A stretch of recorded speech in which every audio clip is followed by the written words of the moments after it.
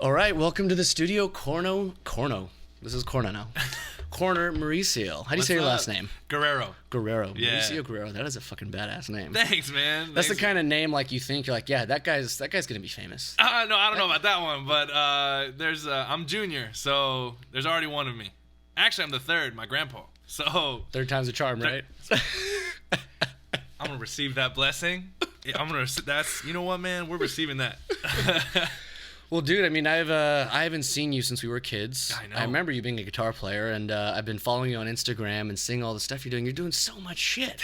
Thanks, man. Yeah, just trying to work hard as much as I can, and yeah, dude. I mean, I remember, dude, coming from, we went to high school together, and like, I remember you were the guy that was just like, oh, let me just smash on everybody's heads real quick. Let me just come out here and just.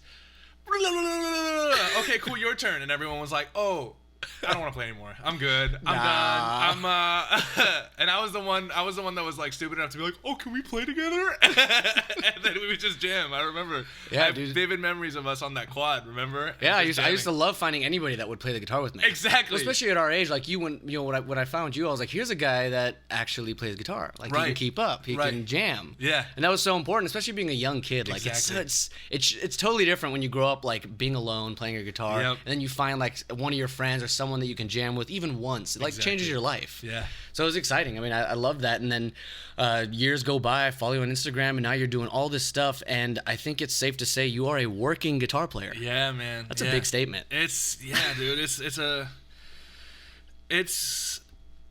It's weird to say sometimes, but at the same time, it's like, okay, like, you know what, we're here, we're doing it. It's a struggle, but, you know, you're out there working. I'm a professional musician. You know what I mean? I mean, that's an incredible statement alone. I like, know. Thanks, I mean, man. so many of us are going down the route of like we want to make our own music and we want to put it out there, which is great, and don't ever stop. But I feel like, especially guitar players. I mean, I'm a guitar player too. Especially us, we really, really kind of put aside the idea that we can be a working guitar player. Exactly. We are good at what we do, and we can do multiple different things.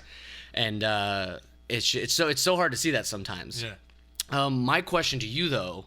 With that being said, because I was looking at your list of stuff that you worked on, I was just like, holy shit, how does he have time? You're clearly very good. Thanks, man. At what you do, guitar playing, working with other people, and adding great stuff to great music.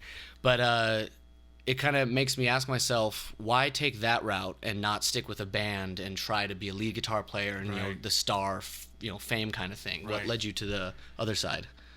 I mean, growing up, everyone has that like idea, I guess. Everyone has that like first dream that's like the whole like, because that's the first thing we're what's it called, exposed to, is like the whole like, oh, Jimi Hendrix that put out his music and so badass and he's like ripping and singing, and then John Mayer or guys like Stevie Ray Vaughan that they wrote their own music and they're out there, performing, and at first I thought that was what I wanted, because I thought that was what was available. Yeah. And well said. And as I got older, I started realizing I was like, I don't care about fame. You know what I mean? I didn't care about like people stopping me on the street. I actually didn't like it. Like I actually thought about the idea and I didn't like it because my dad, he's a recording engineer, and both my parents are in the music industry too. And, oh wow. I didn't know that. Yeah. And so I got to hang out with, from a young age, man, from when I was little. I mean, from when I was born. I mean, my dad would tell me stories that he would be mixing and he'd put me underneath the console. You know what I mean? In my little, like baby carriage. Badass. And so I grew up, like, seeing people that were, that were big, and we would walk around town with them if we were ever out, and they would get stopped every 5 minutes. And I was just like, this sucks. I want to go to Starbucks and get a frappuccino at like 7 years old. You know what I mean? Like, I'm like, why can't we just walk? And then the more time went on, I was like, I love writing music, I love playing my guitar, but I don't crave the spotlight. Yeah. Like it's like the more and more I did music, the more and more I fell in love with, like, I just love getting really good at guitar, and I love writing really good songs, and fuck yeah. I love other people singing my songs. You know what I mean? Nice. Like me and my brother would write a lot of songs, and he's more of an artist, and so he would just sing those songs, and I'd be like just there in the back. I'm like, this is sick. Like this is right, you know, chilling. The ultimate guitar player to work with. Yeah, exactly. And I respect the people with bands, and I respect the people that are doing the band thing, and that are writing their own music for themselves, and are going out and are pushing for that artist thing. It just was never me. It was never like, I never really like wanted to put, I never really liked putting effort into like band. This is gonna sound awful. I never liked putting effort into band rehearsal and band practice. That wasn't like, because I never really 100% believed in like the band as a unit. Does that make sense? Like whenever I was ever part of a band, I was like, sure, you know, I'll be in this band, but I don't. It wasn't like family. It wasn't like exactly. It wasn't a core value to it. Exactly. It just, I don't know how to explain it other than like in my life it never made sense. But when I started playing guitar for other people, they would just call me, and I would make friends with singers, and be like, hey, can you play guitar for my show? I was like, absolutely, you know. And I started like playing around town and playing around LA and playing around different places, and I would meet people, and they'd be like, hey, can you just play for my show real quick, or can you just play for do this quick little session? And for me, that's what it was like. Oh, this is making sense. Like people need what I have. People need what I have. Yeah. And I'm like, oh, this makes sense for me. You know? Like whereas I know a bunch of guys that they're in a band and they're like a band of brothers, and they go and they tour all over the place, or they go and they're sitting in the studio and they're all work together, and it's a team effort. And to me, I'm like, that's beautiful, but I've never felt that. I've never had that, if that makes sense. You know, which is necessary if you want to take that route. Exactly. You know, it's I had a band on here, Mr. Call. I brought them up multiple times. I really enjoyed that episode. But they're a perfect example. Like, you know, when you show up, this is what you're doing. Like, this has to be everything. And if you're not willing to, like, if you don't feel that, then you can't fool anybody. Exactly. It's way too emotional. Exactly. It's too emotional. There's too many people. And for me, it was just very much like, I grew up with music being like, this is my thing, and I have maybe one or two other people that I can work with, and then I have no problem giving it away. Yeah. You know? Letting go. Yeah. I think that's a difficult one. It's difficult. And I think that's a big thing to learn, that if anybody wants to be like a session musician or a songwriter or someone not in the spotlight but that's working in the industry, that's like lesson number one, is like, you got to learn to let go and learn to be like, if someone says, I don't like your song, all right, let's write another one. You know what I mean? Or I didn't like that guitar part. Be willing to work. Exactly. And that's just simply put, you have to work. Yeah, exactly. Yeah, it's just grind. It's just like, all right, cool, sweet. You didn't? Cool. Let's scratch it. Whatever, you know? And maybe you can go to somebody else. Maybe you can save that riff or that song or that little hook that you came up with. Like, I liked it, but it wasn't for this guy. Cool. Let's put it on to the next one, you know? Well, I think a really hard part to letting go is a pride factor. Yeah. And I mean, I'm a songwriter myself. I've done studio work myself. Mm-hmm. I've been on both sides of the spectrum. And regardless where you are, especially as a guitar player, I mean, I can't speak for drummers. I can't speak for singers. I mean, I can't speak for everyone else. But as a guitar player, no matter how humble you are, there's like a sense of pride when you're about to like play your guitar. Absolutely. You're like, what am I giving up? What am I sharing? And then that gets trampled all over. Yep. So it's like, I guess you have to let go of even more pride. Let go of that and then let go of your music. Like, I just want to play the fucking thing. Dude, I remember this one session I had where it was with this hip hop guy, and he kept telling me like, man, I want it to sound like a sample. And I'm like, what the hell are you talking about? I'm playing guitar. Yeah. Do you want to sample the guitar? Like, what do you mean? He's like, no, man, make it sound like a sample. I would try something else and try something else and try something else. And he was like, he's like, no, you're not getting it. I started getting like a little frustrated. I was like, what do you want? Give me an example. He was like, listen to this song. And then he played, I forgot what song it was. I think it was Confessions by Usher. Okay. And it has that like that little guitar line at the beginning, the bring ding ding ding ding ding ding ding ding ding, and it sounds like someone put a guitar patch on Logic and like played the keyboard on it. And you're like, oh, okay. And then from there, but I had to just like swallow my pride. Had to just like, okay. Don't call him an idiot. Don't. What does he mean, a motherfucker? freaking sample, okay? Don't worry. What a weird thing to request from a live guitar player. Yeah. I need it to sound like a sample. Why am I here then? Why am I here? Yeah. You have the tools to do this. What if I just play whatever and then you sample it? Yeah. Just find out what it is and then put it. I got a little bit of a dirty look there, but you know what? Whatever. you learn. You live and you learn. You know. But yeah, it was kind of a weird request, but then like the second it made sense, it was like, oh, okay, makes sense. And I guess he wanted that like guitar player feel. Yeah, kind of like raw. That like real fingers on real metal and real wood, but with that like, oh, it sounds like I just press that MPC or press that little key board on Logic or Pro Tools or whatever, you know. Sounds like he didn't really know what he wanted. Maybe, maybe. I mean, I don't know, you know. Yeah, that's. I don't know how I would handle that. It'd be like, then go sample it. I'm gonna leave. Yeah, you know, I got other jobs to do. Right. So working with other artists, working with or for, what's the most intriguing part about it for you? Like when you think about, I didn't take the, like you were talking about, I didn't take the band route. I didn't want the spotlight. Okay, so you don't want the spotlight, but then this other side of the industry, specifically, you know, being the studio guitar player or session player, what was the most intriguing part about that? I think it was just like. One, that was the thing I was exposed to the most as a kid. So you was comfortable, you knew it. I was comfortable with it. Like, I remember, like I said, I mean, just through my parents, like, whenever my dad would have sessions with guitar players, I would just ask, like, can I come watch? And every time, I mean, thanks to him, he was just kind of, he flexed a little bit and was like, yeah, absolutely, you can come. And, like, when people would be like, who's this? He's like, that's my son. Say something about it. Yeah. You know? Like, I dare you. I dare you. Say something about it. See if I'm here recording if you say something about my son being here. And I was like 12, 13 at the time, but I was used to like watching guys like you know, Tim Pierce or Paul Jackson Jr.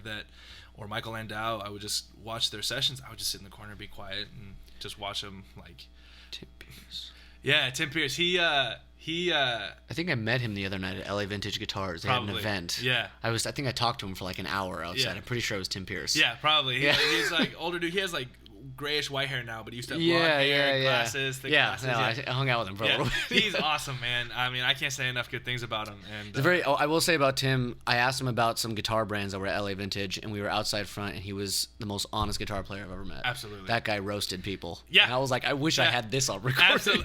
Dude, absolutely. I interned for him like 4 years ago now. Oh, wow. Yeah, I interned for him. Actually, I just bought one of his guitars off him. That he let me borrow when I was interning for him. Oh, hell yeah. I remember I asked him, I was like, hey, man, can you help me out? I'm looking for this same brand. And he was like, you know what, man? Just take mine. I'm here. He gave me a great price. And yeah, there you go. The dude, man, he helped me out so much. Like, that's awesome. His studio is, bro. Disneyland, huh? Dude, it is a spaceship in his studio. Like, he has his computer and he has 2 monitors. So, like, where you're sitting, let's say you're the producer and I'm Tim. So I have a TV, I have a computer monitor in front of me. You have a computer monitor in front of you. There's moments where there's a way that Tim can take control of the mouse, or you can take control of the mouse, and then he has pedals all on the ground. Oh pedals my God. Here to his left and to his right. He's got like 13 amps just like Oh. on behind him that is all like lined down to his garage, and it's all on like a cabinet and an amp head switcher. So you're like, oh, you want like metal? Sick. Sick. Holy shit. Count me in. Or like, you want jazz? Cool. Sick. Let's go here. Like that. Like, just it's Disneyland. Straight up. Oh my God. It's so I gotta cool. see that. Oh man, I think I have a picture. I have to find it somehow. Somewhere. Yeah, I need to see that. Dude, it's like, you look at it and you're like, this is heaven. And then not only that, that's just in his little like cockpit. Like, you know what I mean? He has this whole rack of like amazing like compressors and interfaces and all that stuff connected That's to the his computer. downfall of musicians' finances. Dude, the rack. The amount of money that we will spend. I have a fucking LA2A over there. Shut up. That thing was like giving up a goddamn limb. Shut up. That's a real LA2A over there. Universal Audio. I got a Genesis mic running through that. Yeah, I'm never leaving this place, bro. No, you don't have to. I'm moving in. All right. Beautiful. This podcast is going to go for 30 hours. All right. Buckle in, everybody. You know? I just, man, like, that guy. Oh, and then not only that. So, like, he lines, like, the back wall behind him is empty. It has some artwork. But from the walls on his left and right and to the wall in front of him, it's just lined with guitars, just all over it, just lined with different guitars, like crappy guitars to the nicest guitars you've ever seen, man. acoustics, electrics, nylon strings, different variations of certain guitars. Like there's this one like mini nylon string guitar that's also like a 12 string, so it's meant to sound like a cuatro or like a tres or a mandolin or something like that. Jesus. But it's tuned like a guitar, so it's easy to you know what I mean? Like, Well, he's got the arsenal for his job. dude, You hire him, you're gonna get whatever you want. I remember I had to go through his whole collection of all his guitars and all his stuff to like just mark stuff for insurance or whatever. Yeah. And just that was part of my thing as an intern. He was like, here's some stuff to do. And just the stuff in the room wasn't even half of what he had. Oh my god. Yeah, he would go in the garage and I would pull out different guitars and I'd be like, okay, that's a lot of money. And that's even more. All right, cool. We're just going to put that back. We're going to write that down and like would go Do you think as a session player at his level, he like pays full price for those? Or he probably gets those gifted to him. He has. I think a lot of them get gifted, and then some of them he'll get killer prices. Like some of those boutique ones, they probably won't gift it because they're just so expensive. Yeah. Like I know that he had a Fano guitar that he I don't know if he paid full price or not. Maybe he did, but he was like, no, this one I spent a pretty penny on, but it was worth it. Damn. You know. And then other ones he was like, yeah, I can just talk to the company. And he was like, I can just talk to this. Because usually it's like the big famous stars that get that kind of treatment, but here you have a studio cat. But he's like the top level. Top level. He's like one of the top 3 guys. He's working every single day. Yeah. It's like him, like Paul Jackson Jr., Michael Landau, Michael Thompson. Those are like those session cats that, like, Paul Jackson Jr. played most of the stuff for Michael Jackson. You know what I mean? Like, he was all that funky chicken picking, like that kind of stuff. That's all Paul. And Thompson played for like all of David Foster's, like Michael Thompson played for all of David Foster. Michael Landau was like played for, man, I'm blanking on his credits, but he's played for everybody. He's on tour with James Taylor right now. Like, fuck yeah! Do you know who Luis Conte is? Absolutely, man. Luis is a good friend of mine. Dude, he lives up the street. Yeah, he lives up the street. He's I've recorded with him a few times. What a badass dude. I figured you'd have to know him, with that kind of heritage. Yeah, he's awesome, man. I haven't seen him since.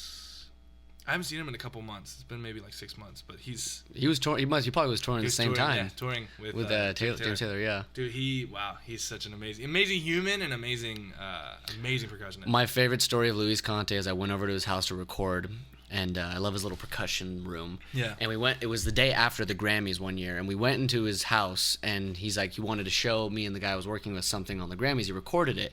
So we're watching the Grammys from the night before, and he's going, and I look over on the table, and there's a Grammy sitting next to the TV, and I was like, oh shit, I've never touched a Grammy. This thing was so old. I picked it up, and the Grammy broke. No, you did. I literally, I thought my heart dropped. I thought it was like, holy shit, I just broke a Grammy. Luis Conte's Grammy. And he's like, oh, don't worry, I think it's a piece of shit. It's been sitting there for years. I'm like, what? So that was my first experience with that whole situation. I love, it's a piece of shit. That's Luis, though. That is so Luis. His Cuban accent. Like, all right, baby, don't worry about it. It's a piece of shit anyway. Don't worry about it. Yeah, he's just the chillest dude ever. He's awesome, man. He's something else. Anyway, we totally nerded out for a second. Yeah, there. we did. Anyway, tune back in. So, so working with and for other artists as a guitar player, the most intriguing part. I mean, you sound like you've been around it your whole life. Yeah, it's very comfortable, and I think, I mean, maybe this is true for you, but from my end, the few times that I have worked for other artists or, even helped someone out, not even like I'm working like, oh, you need help writing a song. What if you did this? Yeah. I feel like you almost play better because you don't have any attachment to it whatsoever, that all of a sudden your guitar skills are so much better. It's like, why can't I do this for myself? Exactly. Yeah, absolutely. And I think that also it's like, just, at least in my experience, it's very much I feel more creative, because it's very much like, oh, I have this set of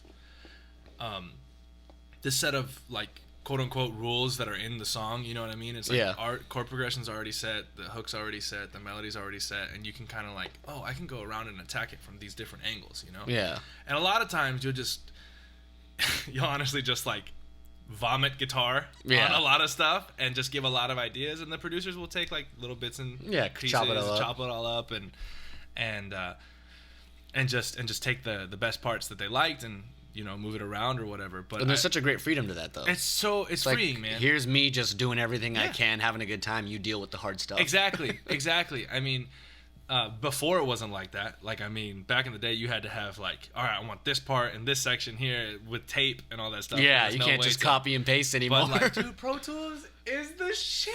I use Cubase. Or dude, Cubase is awesome, bro. All of the DAWs, like Logic, Cubase, Pro Tools, they're the best, bro. Because you can just like, man, I'm feeling this. What about this on top of it? And what about this? And then they're like, okay, maybe it's too much. Let me snip, snip, snip. This would go good here. Yeah, just completely create a song out of noise. Exactly. And you can and it's such a helpful tool. I mean, some people get really good at it and get really good at Pro Tools, and maybe some people take it too far, but at the same time, if it sounds good, what does it matter? It's like that's what you're going for, right? Exactly.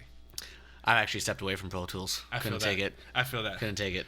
I feel that. But still, it's fully capable. Fucking amazing. It's insane. Whatever DAW you use, if you know how to use it and use it well, like, it's just so useful and so great. Yeah, that's the hardest step, learning how to use it. Yeah, absolutely. I mean, they got kids coming out of college, fucking 21, 22 years old, and they're doing better than the top studio engineers in the record labels. I know, dude. Just with a laptop. Boom, boom, boom. They move so quick. I'm like, I can't even figure out my part that quick. I know, dude. I know, man. And now there's programs where like, oh man, there was this drummer friend of mine who was who I play with regularly. He was telling me he was with this producer, and he was like, and the producer, they were smoking a little bit of weed together, and the producer was like, man, it's not even fair, bro. The producer goes, it's not even fair, bro. Anything you can do, I can do faster, bro. And I remember like, what? And the guy's like, bro, all right, let me cop this sample real quick. Puts in the sample. So let me make this drum beat. In. Loops it. You want chords? It's a little section. Chords just written out. Just like, oh, B flat minor. Blah, blah, blah. Oh, come on. Boom, boom, boom, boom, boom. 10 minutes. It's like, I got a whole song, bro. Oh, my God. It's not even fair. It's easy, bro.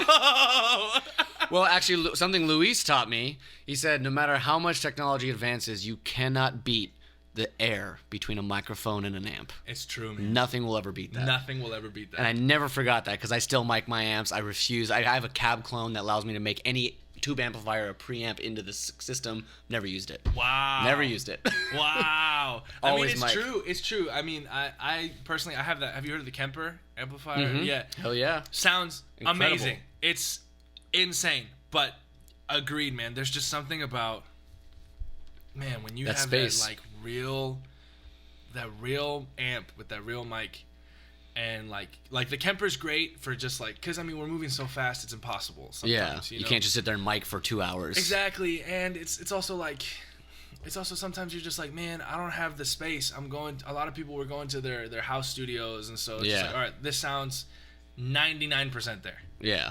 But it's that 1 little percent, man. And it's almost for us more than anybody else. But like when you exactly. listen to old, kind of 60s, 70s records with some of those, I mean, one of the most frustrating things in my entire life is the beginning of the song "Wish You Were Here" by Pink Floyd. Right.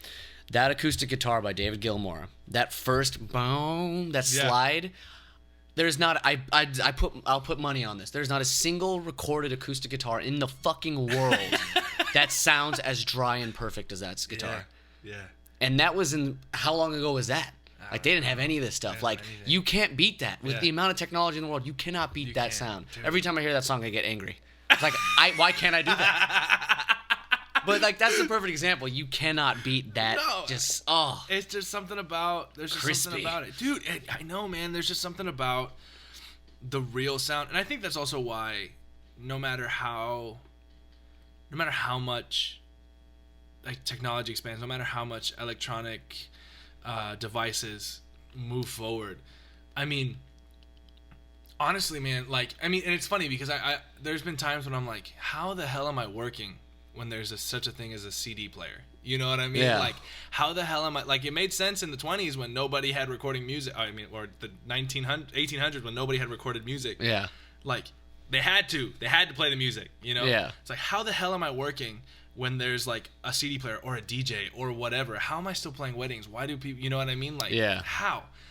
And I just think that there's something in the human experience about hearing live instruments and like seeing a person like just express themselves. And well, James Hetfield talked about the live show. I'm a diehard Metallica fan. Awesome. As most people know. No way. I don't see it.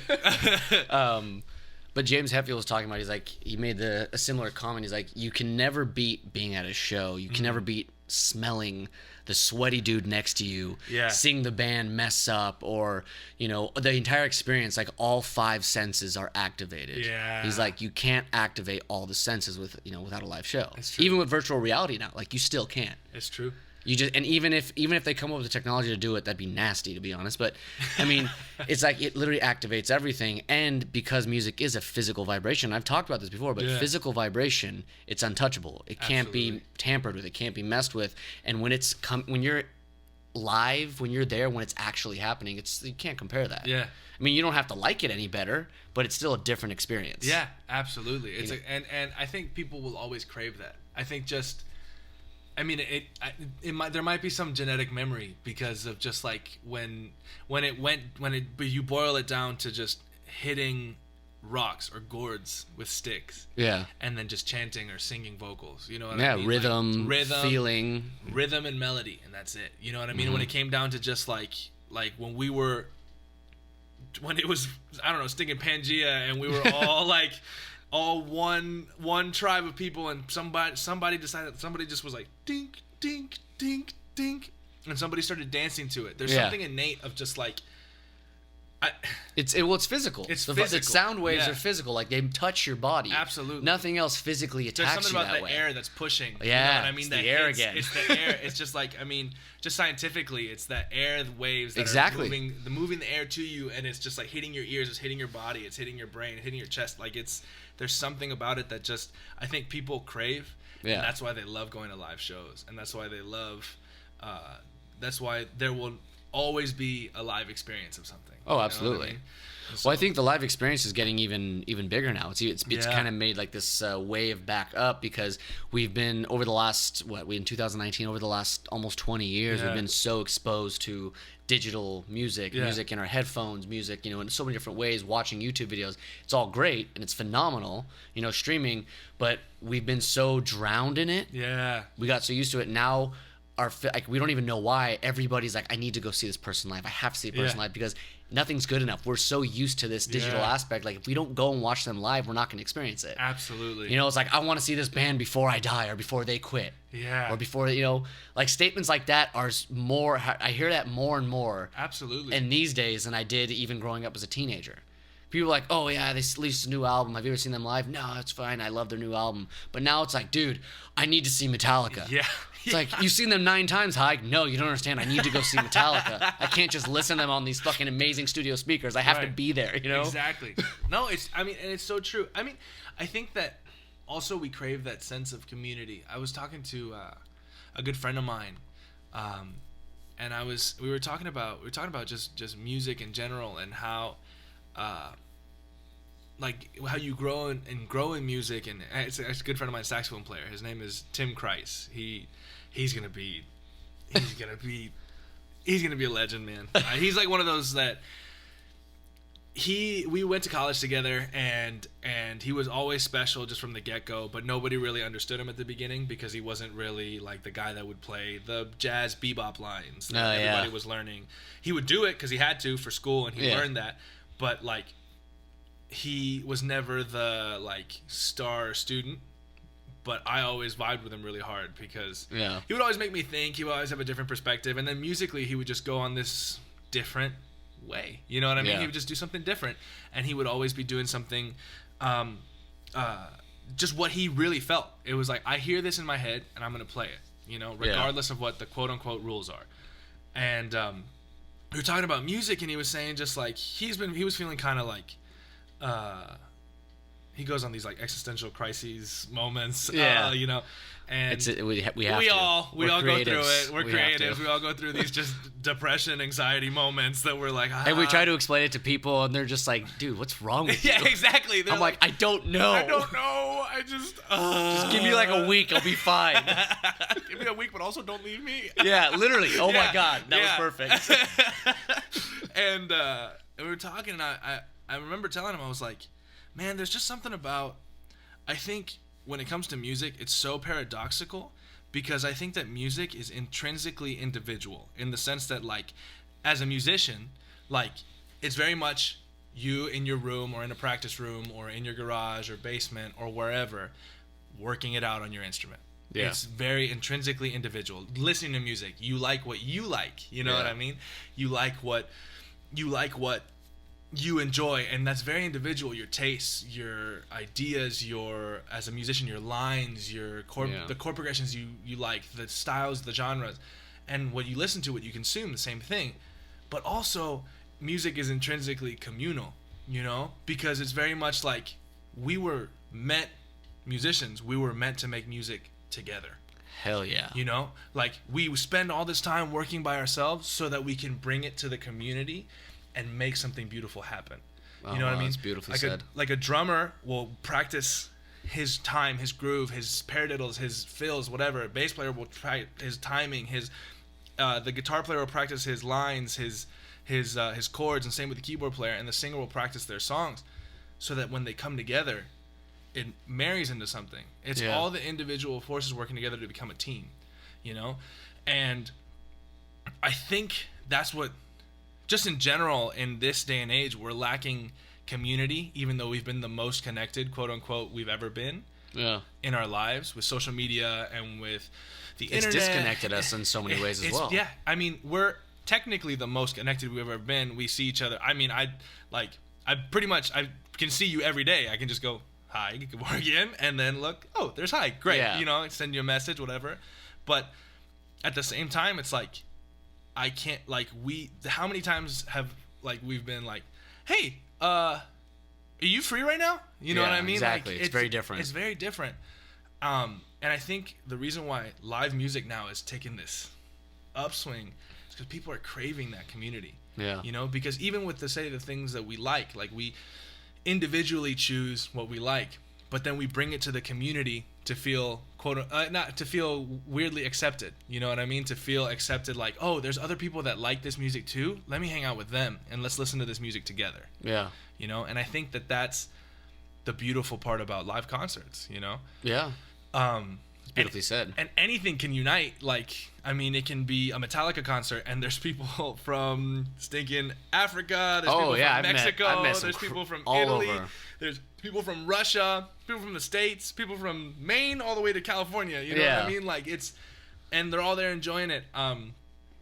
Like, good friends of mine, they went to go watch J Balvin. Bad Bunny was just in. He's this reggaeton artist.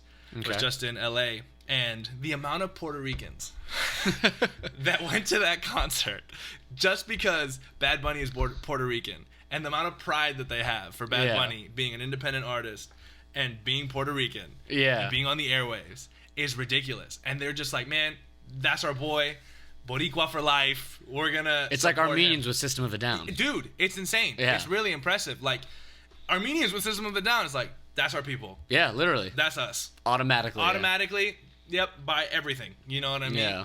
And so that's what I mean when I say, like, yeah, just music has this individual aspect to it, but at the same time it's very communal. So it's this beautiful paradox of like it shouldn't work, but it does, you know? One of my best friends in the whole world, years ago, we were hanging out and we were having a deep conversation. He made a comment. He's like, the only way to truly be happy is to live for something bigger than yourself.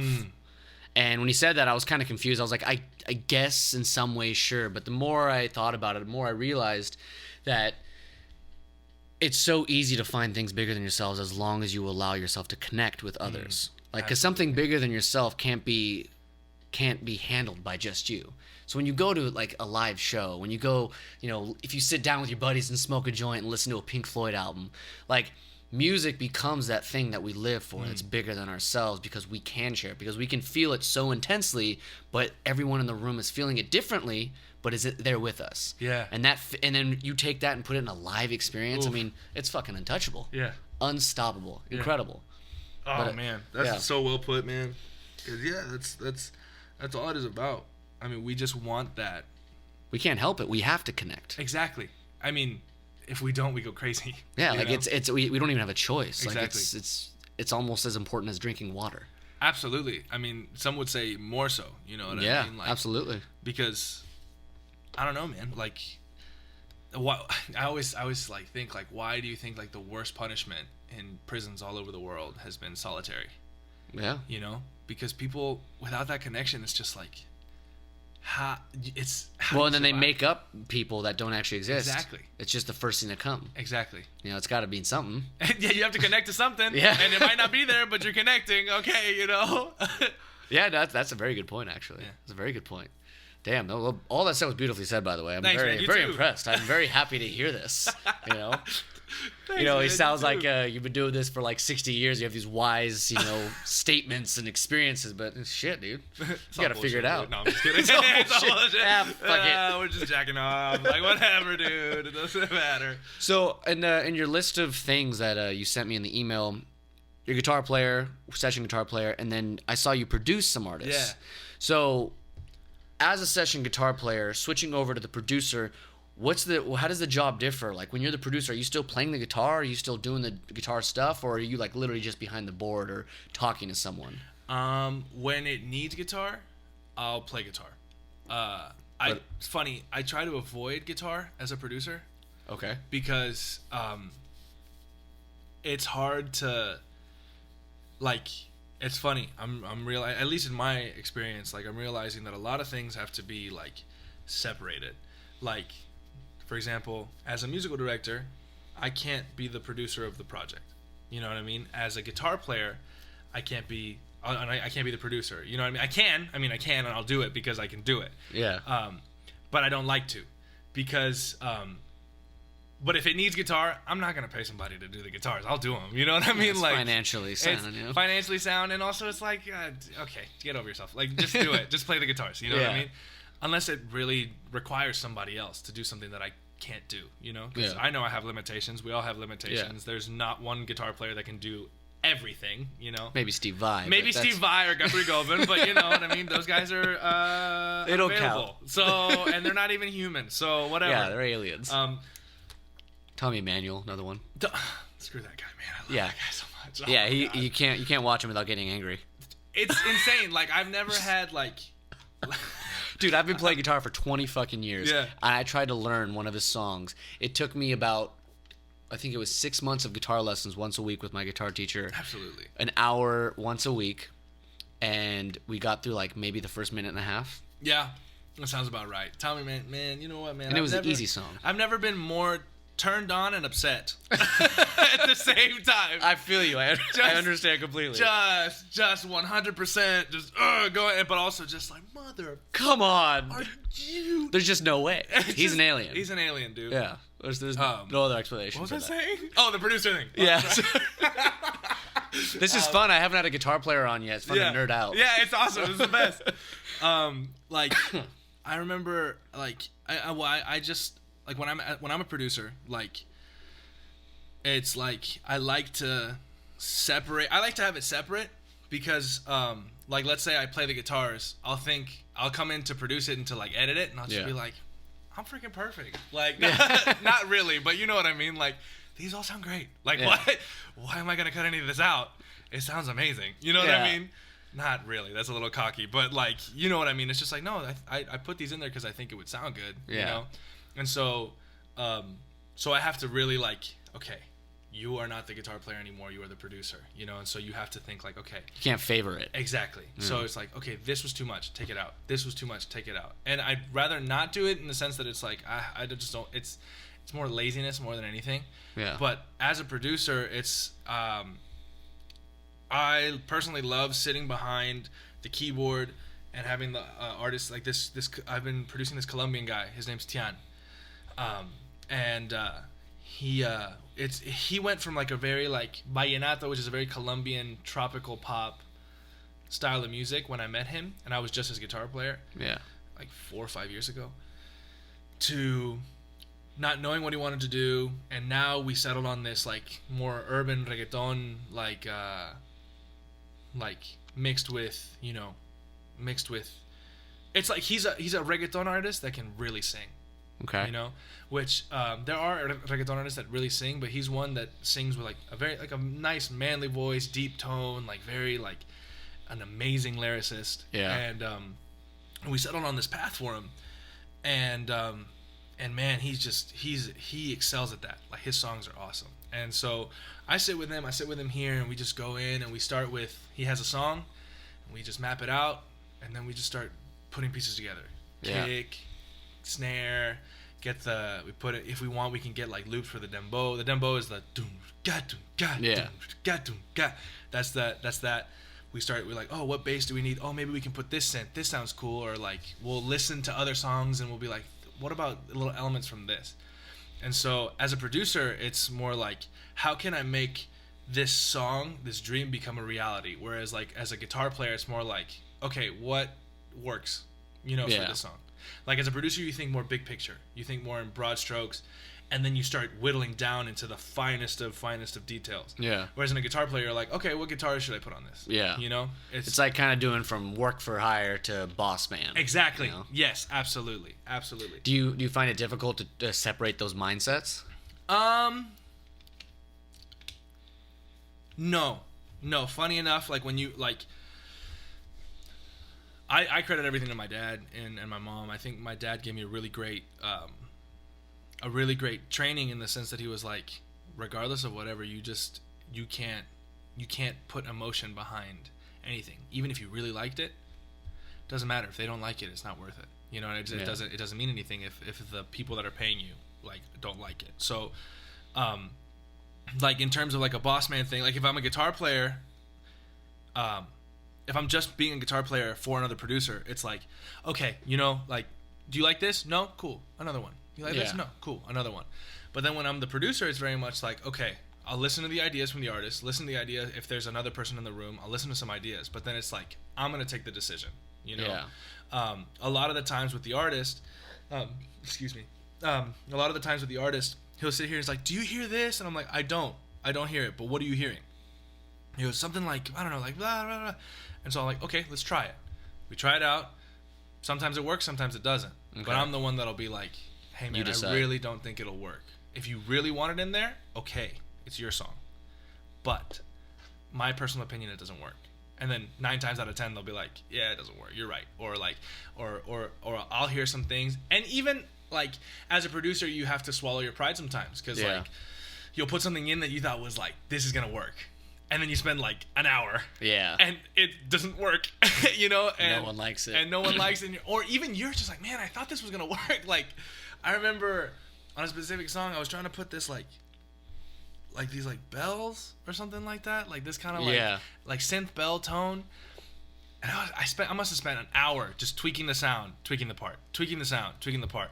And then my buddy who co-produces with me, he was like, honestly, dude, I'm not feeling the bells. I'm like, yeah, you're right. Like, all right, I guess. You're I get right. it. Like it's not, So you made a comment about kind of leaving emotion out of it. Yeah. Now, when you say leaving emotion out of it, you mean like getting your feelings hurt or putting your feelings into it?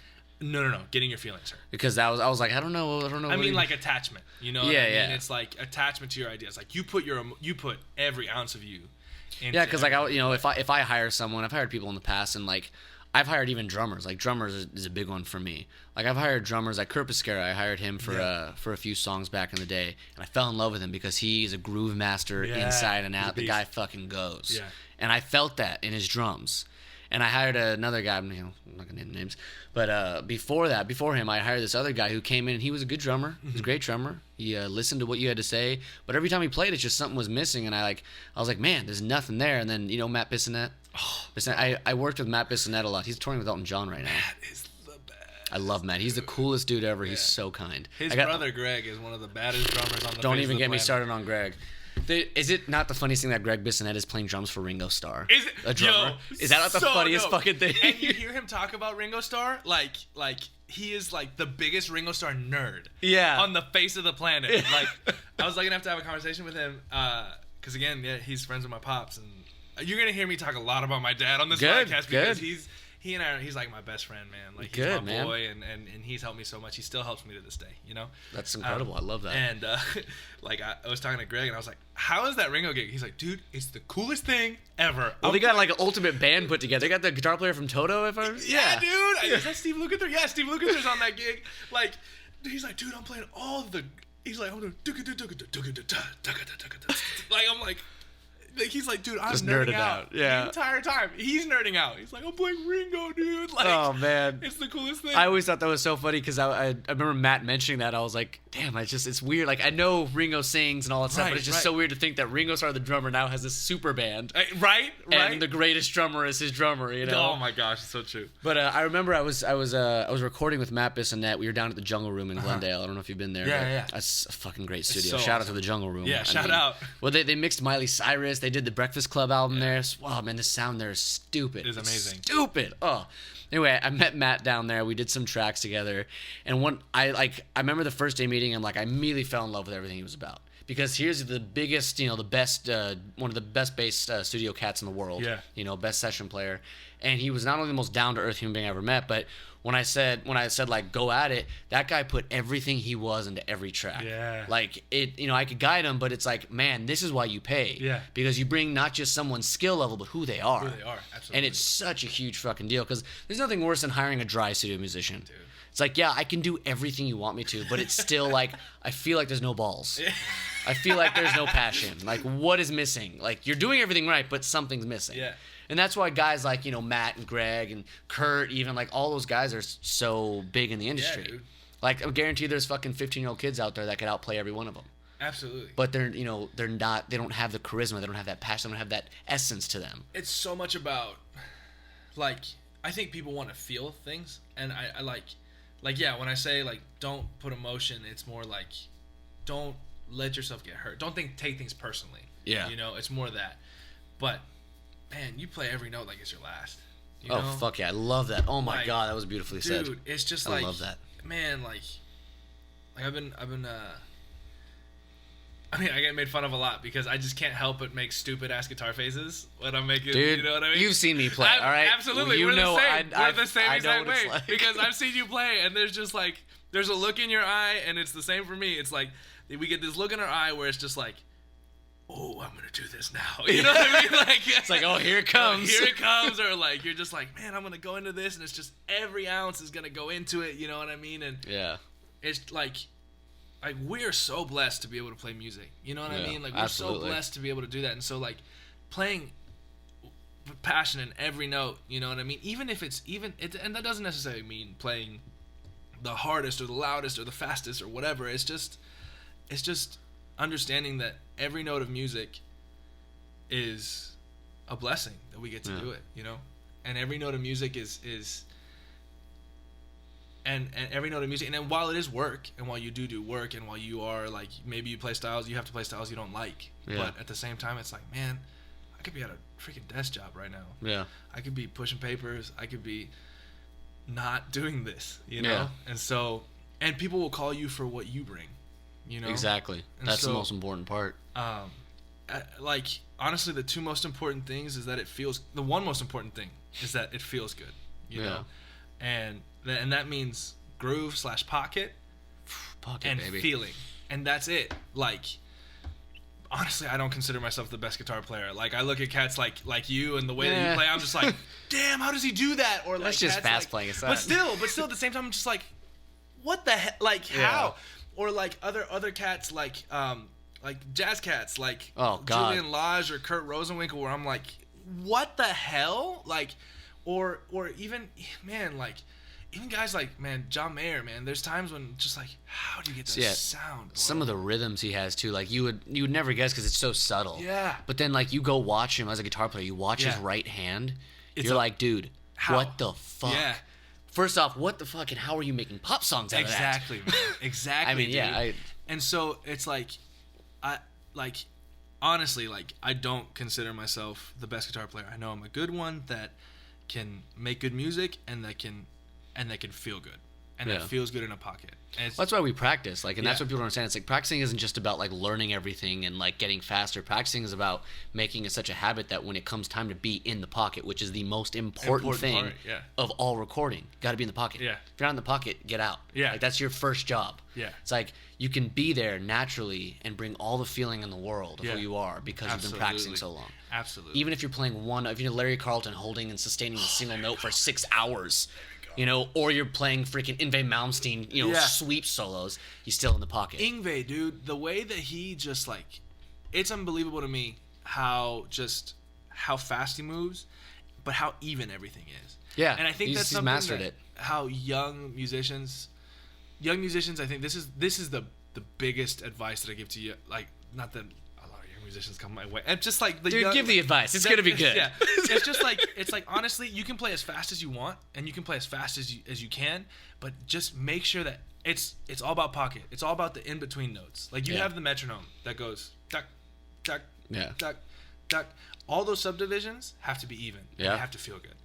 When you start getting that together, like the it's faster endless. you get, it's endless. Yeah. Like that's the only thing that matters. Like really, honestly. Yeah, if timing. people are shaking their butt and people are moving around or doing whatever, you know, it's impressive to play fast, but if you can play fast and also like be in the pocket, feel good and be in that pocket is everything, bro. It's like Danny Carey. Like you think about someone like Danny Carey, you're like, dude, how the heck? Like, there's so many different crazy time signatures, but he's like the definition of pocket. Absolutely. Just like pocket master. Yeah. Like I love him. I love him. Oh man. But I mean, I love hearing that. It's so true. I mean, till this day, I still 20 years of playing guitar, and I still have that damn metronome on my desk in my room, on my desk in the studio.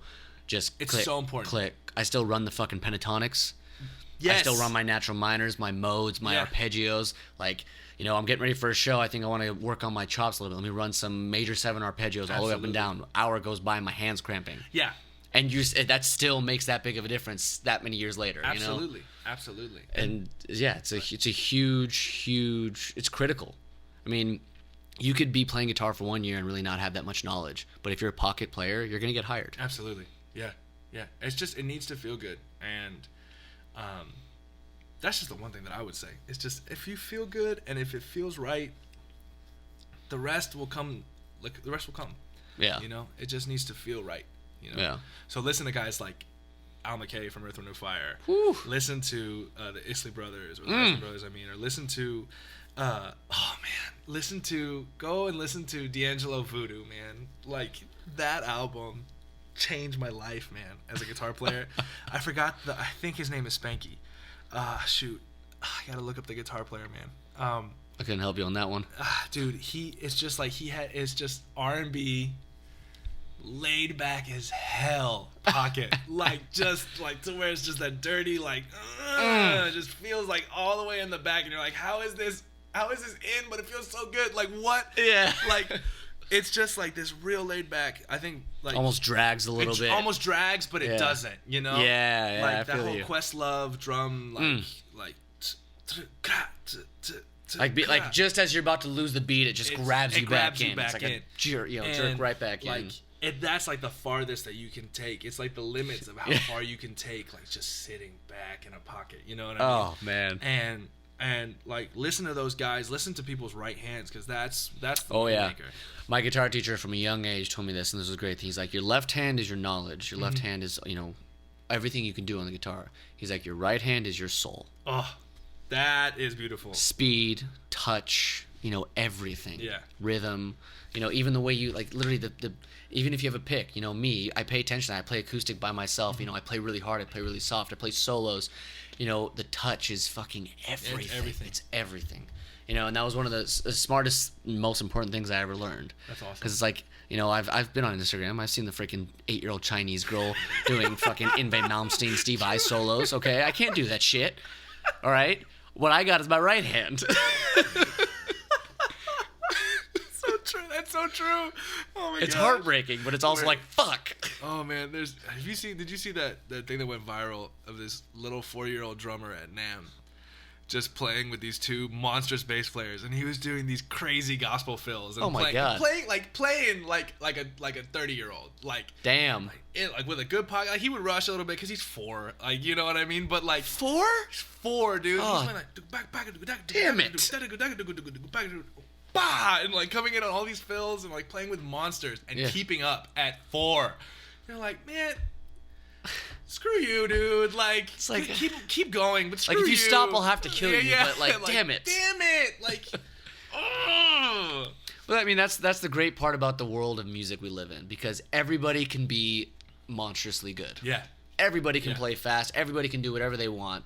And all this stuff, we were like amazing. Like when Eddie Van Halen come on the scene, like, wow, no one can do that. Guess what? Everybody on the fucking, with a guitar today, if they practice, can, play like that, play fast enough. But they couldn't play like Eddie Van Halen. And what we're realizing is that you have to find your significance, find what means something to you, find who you are in your playing. Be a fast player, be a slow player, be whatever genre. But within that, why, like you said, why do we hire you?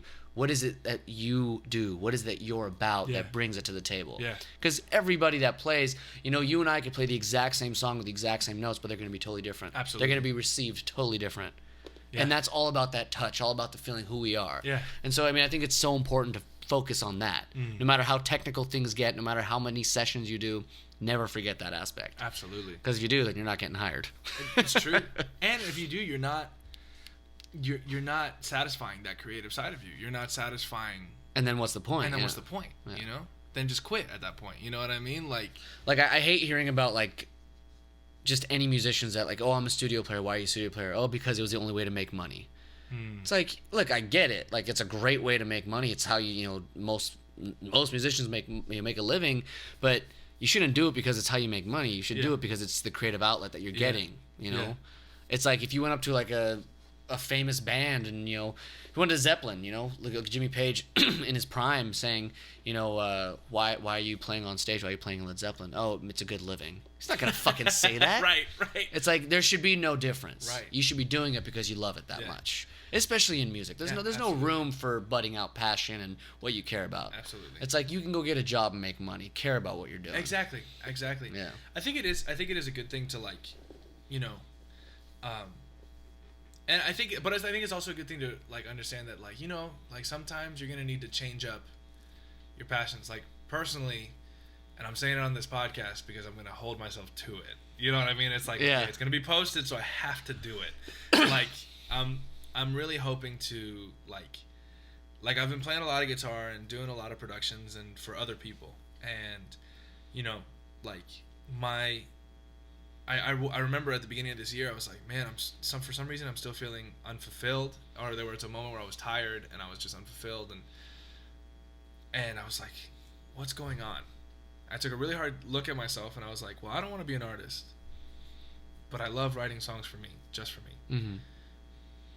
So like for me I was like, okay, end of August I'm gonna put together a show, and I'm gonna sing, and I'm gonna play, and I'm gonna put together a full band, and I'm gonna save up the money to hire the band. You know what I mean? And it's all my friends that they would do it for me, no problem. But it's the principle of like, holding yourself accountable. Holding myself accountable. Put it on a podcast and say I'm gonna do it. You know what I mean? Like I'm gonna send you the episode like every week. Every week, just like, hey man, this is the soundbite. I'm gonna cut out this section. Yeah, exactly. Get that little soundbite. But it's like, I think it's also good to realize like, you know what? Definitely like, there's times when you're gonna have to shift your focus on something to make yourself remind yourself like what is good about music. Because I've been finding that like recently it's like production is awesome, musical directing is awesome, and playing guitar is awesome, but there's just something about like this is all work, and it's like I need to blow off steam somehow. How am I gonna do that? You know what? I'm gonna write songs for me and I'm gonna perform them.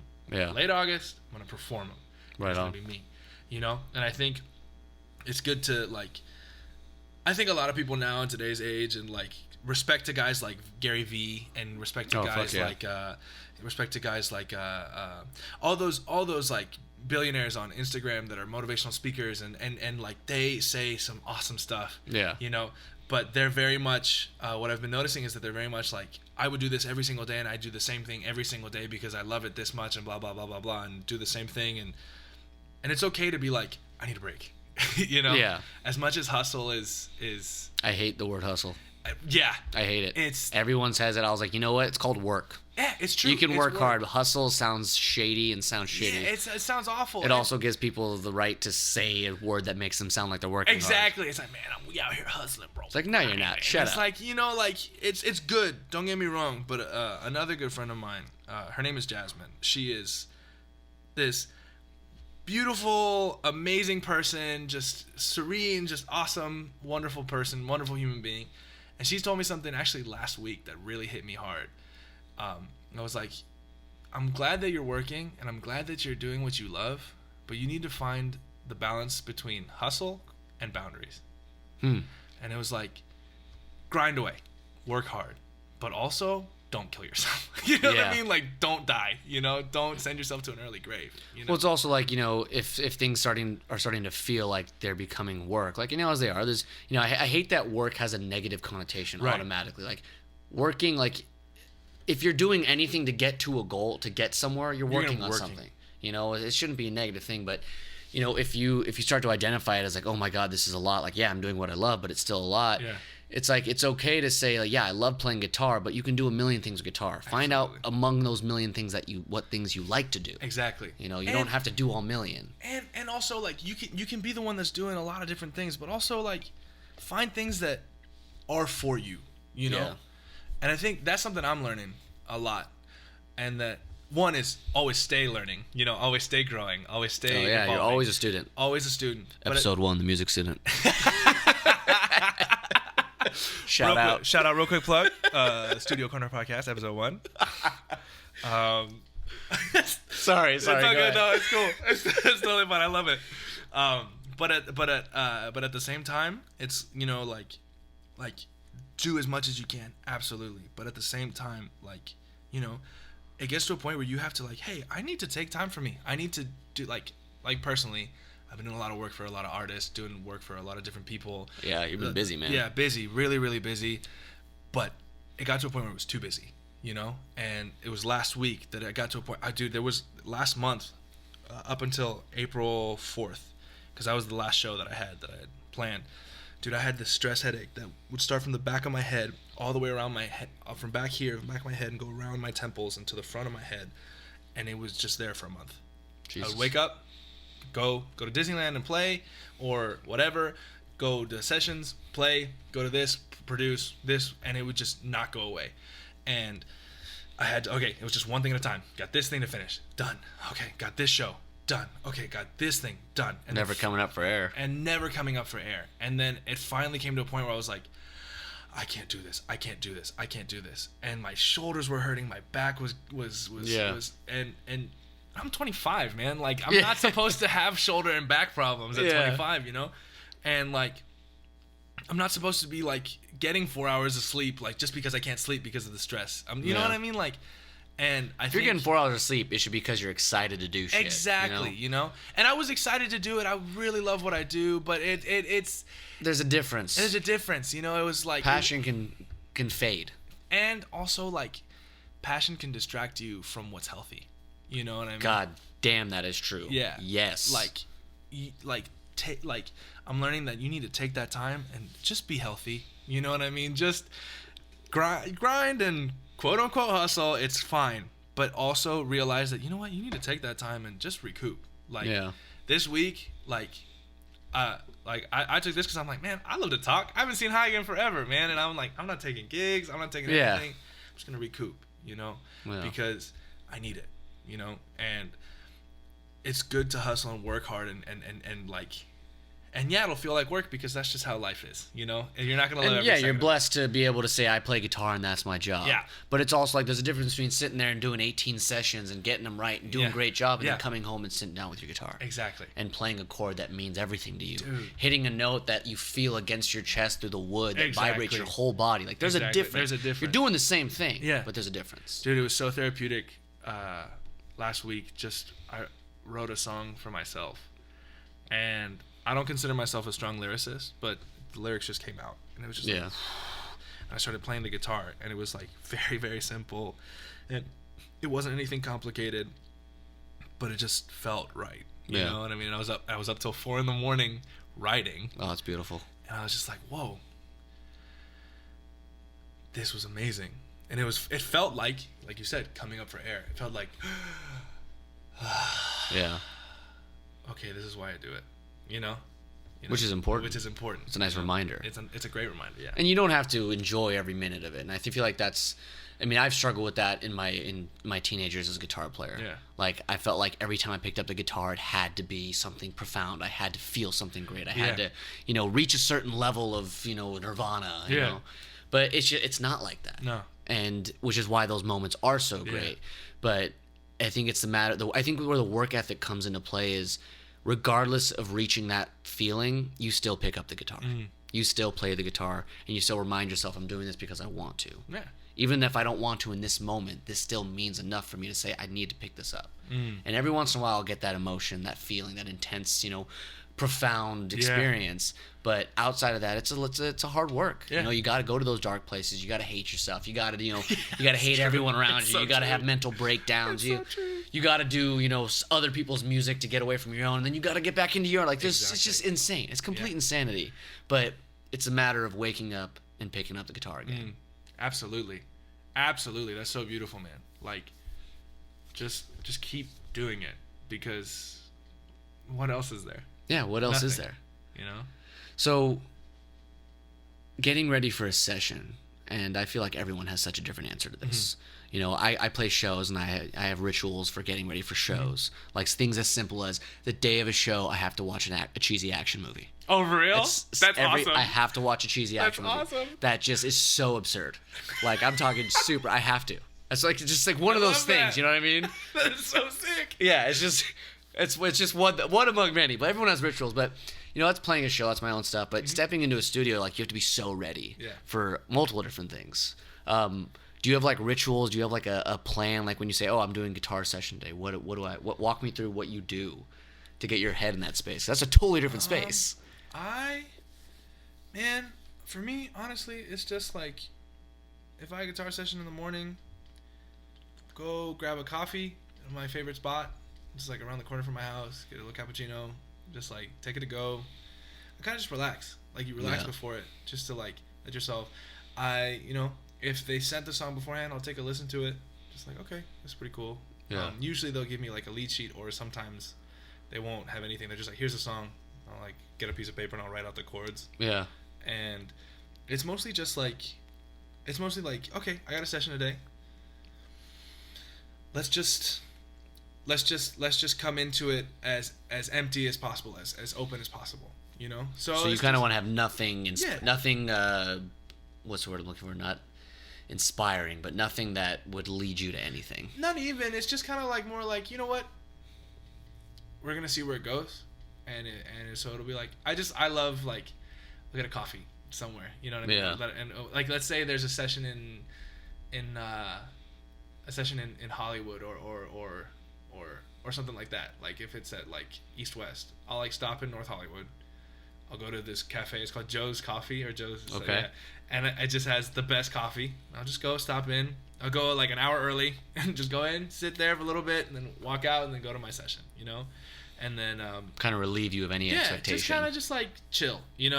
It's more so just like, exactly, relieve myself of any expectation. Sometimes you don't get that. You know what I mean? Sometimes of course it's not. like, hey man, can you come in an hour? And you're like, oh yeah, sure, okay. How much is it? Oh, yep, absolutely. All right, we'll go in. And then you're just like, all right, I've played enough and listened to enough music to make it happen. Yeah, well, I've trained myself to be able to do this. Exactly. It's not the preferred experience, but it's there. It's not the preferred experience, but like, or like if I have someone coming over, I work a lot with my buddy Randy Garcia. He's an amazing producer and awesome trombone player.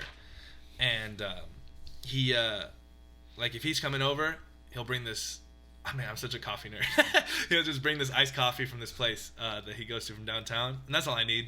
Yeah. So, and just a quick little hang beforehand. If it's a good vibes, like if you would call me for a session, it'd be like, hey, just shooting the. Come over and kick it for like half hour or something. Yeah. So while I'm setting up, it's like, how you been, man? What you been up to? Yeah, I like that a lot better too. Yeah, just like it's not like, all right, you're in the booth, ready to go.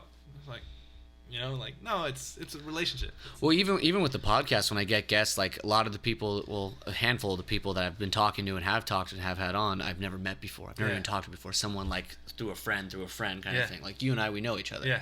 So like I always try to like either whether I get lunch with them or whether I meet them for a little bit or in person, some sort of experience with them before we do the podcast, because I need to like vibe with them. Absolutely. And that's such an important thing. And like Instagram is great, this and that. Like you can see all they're doing, but being in someone's physical presence, you got to have that. Yeah. And that's so important to me. Like I don't think I've had a single person on here yet that I haven't had a physical presence with before. That's and like awesome. That is like crucial for me. Yeah. But no, I get that. That's a really good way to kind of keep things chill, especially in a really intense environment when you go into the studio session. Yeah, and it's a little easier in like home studios when you don't have time constraints, and it's not like it's really easy to just be like, man, how the kids? Or, how's the let's just shoot wife? The shit. Exactly. It's just how's the wife doing? Like, it's like, oh, yo, have you tried the new joint down over there? It's like, oh, have you tried It's like, man, I had Peruvian food today, bro. You know what I mean? Yeah. Like whatever it is, you know what I mean? And it's just like oh man, this was so much fun. I was tired as hell, but like I remember I'd just gotten done playing a whole day at California Adventure with the same band that we played with. We went over to there's this church in Anaheim. I forgot the name of the church. I wish I remembered, but they have this kick-ass studio in the church. In the church, bro. Also, the church has like nitro brew on tap, just like nitro cold brew coffee on tap. This church is getting it, bro. Listen, if it wasn't in Anaheim, I'd be there every stinking day. I hate Anaheim so much. Dude, yeah, same. Absolutely. I hate Anaheim. I mean, no, I don't. They give me work, so thank you so much, Anaheim and Disneyland. They pay me. So, Anaheim is amazing. Visit the Anaheim Tourism Center, please. No, but like, dude, it's like, man, just when I tell you, like, it had the same like switcher. And so like they had a two divided by 13s. They had a Fender Bassman. They had a Marshall Plexi something. Shit. They had a Vox AC30 on top. They had like and it was talking about Vox AC30. It was just the heads of everything, and then that would get passed into the live room. What? And then all that stuff was mic'd and goboed out. And then so I would record guitars while on one live room, while in the other live room the drummer was recording drums, and. So what we did is we had the piano player was scoring this movie, and so we went in and we just recorded. He had like 5 or 6 charts, and so when it's charts, it's really easy. It's just like, here's the music, play it down, and it's like, all right, cool. And a lot of times they'll just give you chords with the bars and stuff like that, and so you'll just come in and you'll just lay over whatever, you know what I mean? You'll just lay over the chords. Maybe you'll start with some rhythm guitars. You have kind of like a method of like, okay, I'll start with this and then go into this and this and this and this. But that day it was super easy because it was just the 4 of us: keyboard, bass, guitar, drums. And that ridiculous setup. Bro, it was like, I was like, man, I'm going to try the divided by 13 on this one. You know what? Bass man. It's like, oh, we need Jimmy? Marshall. Yeah. Like, it was so badass, bro. It was. How do you even call that a church anymore? That's a studio. Church studios. It is. It's a full studio. Dude, they had, like... they had 2 1176 compressors. They had all the UA. I almost got that like, instead bro, of it. They had Neve. Neve. Who the hell is funding this? Bro, I don't know, man. Like, it's just like they had crazy amount of stuff. Like, just the rack. It was like 2 huge racks of just like. If God came down and he was a guitar player, that's where he'd go. Dude. Oh my gosh, it was so dope. If there's a second coming and Jesus is a metalhead, with he will be. Hair, he obviously. Yeah, was, bro. he will like, totally. Come on. He could, like 80s thrash kind of thing. He's sure. totally gonna record in that studio. For sure in Pantera, bro. Like, oh yeah, oh my god, absolutely, totally Pantera. I love it. Fuck yeah. But that's so stupid. Oh man. But it was so sick because the keyboard player just brought the charts and we just read it down and we put some stuff in it and like. It was cool, and it was just a great experience. I mean, I was tired as hell playing the whole day, but it was like we just came in. That revives you. It revives you, man. And on the drive home, I was like, man, that was awesome. And I got to play. There was one track that was like, basically they gave him like all these tracks that they wanted to put in the movie, and he had to do remakes of them because they couldn't get the licenses. Yeah. Because those are expensive. They were trying to get Hey Joe. I hate that shit. They were trying to get. like Let's Stay Together by Al Green. They Yeah. were trying to get like a bunch of these classic songs that isn't possible. And I so met Al Green's guitar player the same night I met Tim No, you Pierce. did. Shut up. It was a private event at LA Vintage Gear, That and I is got so invited by awesome. Kurt Biscara, and there were just like heavy cats everywhere. Wings guitar player. I met the Dude. creator of Park Amps. He brought the Jimmy Page amp, the one he just made that they recorded Led Zeppelin 1 on. You better shut up. He redid it. Like, yeah, it was an incredible night, but yeah, sorry. I had to brag for a second. No, dude, It was an that exciting is- night for me. Oh my gosh. That sounds like so much fun. Yeah, I gotta hit you up for some of this stuff. Yeah, dude, hit me up anytime. Please yeah. do. Oh my god, that would be amazing. Anyway, sorry. Anyway, I had to brag for a It's second. no, I feel you- cool. Absolutely, you had to brag. That is totally fine. But I remember like there was one like kind of Jimi Hendrix track that we were going in on, and it was just like he was just Marshall. like, "Do what you want," and I was like, "Really? Just be Ah. Jimmy?" Cool. And like 7th grade me was so happy. Like I was like, this is what I've trained for. Because Yeah, I this is my never get to play Jimmy. You know, Yeah. nobody like in the pop world wants to play Jimi Hendrix. You know what I mean? Yeah. Which kind of it sucks, but at the same time, it's like whatever. And so he was like, yeah, just go off. You're like, where's that Marshall? Do you have a wah pedal? Dude, exactly. I had my wah pedal there. I had the Marshall. I had my Strat. I was just like, Full let's throttle. go. Like Oh, we're in. man. And it was so much fun, man. And it was that moment where I was like, you know what, man? Yeah, this is what's up. And I got paid for this. Yeah, and Shut you got up. paid. Like, Isn't that the best feeling? It's the best. Getting paid for something you feel like you should have paid for. Absolutely, dude. Like that. Oh man. It's like getting paid to play a gig, like of your own music. yeah, dude. Like I'm playing a bar, a little brewery I found a bar in Westlake. That's It's like my awesome. first local gig ever. No I don't have way, to drive that's 8 awesome. years to get to the 8 gig. years. Anyway, the brewery contacted me and they're like, "We want you to play a whole night." I'm like, "All originals?" Like, "Do whatever you want." I'm like, "Sweet." And they sent me an email after like the When is it? Give yourself a quick plug. I want to go. May 11th, Saturday night, Amazing. 8 to 11. Amazing. But Five Threads Brewing Company in Westlake Village, California. Anyway, Y'all they better be there. and I'm so used to playing like LA gigs where it's like a lot of it is pay to play. Yeah. It's like when a price is thrown at you, you're like, all right, what am I doing? So they sent me an email. It wasn't really clear, but there was $150 like to play this and that, and I was like, I kind of I sent an email back like, I wasn't aware of the pay to play concept. $150, like what is it? And I tried to be without being rude. Yeah. And I'm so trained to automatically assume I'm gonna be charged. Yeah. And the guy responds, he's like, "No, we pay you." That- And I'm like, "What? What is this? You're gonna pay me $150 to play 3 hours? What is this?" That I is was awesome. so. He was like, "Why? What's Why wrong would with you- you?" Get used to that, man. What the heck? Never pay to play again. I Oh, will man. fight you if you do. Be like, Yeah. Mauricio, do you want me to? No! No! Get out of here. the hell? What is wrong? No!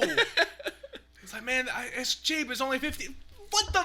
Shut up! Don't ever pay. Yeah, man, I Yeah. will yell at you if you ever do one of those again. No, I actually walked away from a lot of. It's like you sell the tickets and Yeah, it's no, I because know. and well the ones that I was doing it was because the money that you're selling the tickets for, the money they give to them, you get to keep everything else after, as they always say. Yeah. But the money it pays for a professional photographer, and like I got a lot out of it. Okay, that's like good, don't get me that's wrong, I good. got a lot out of it.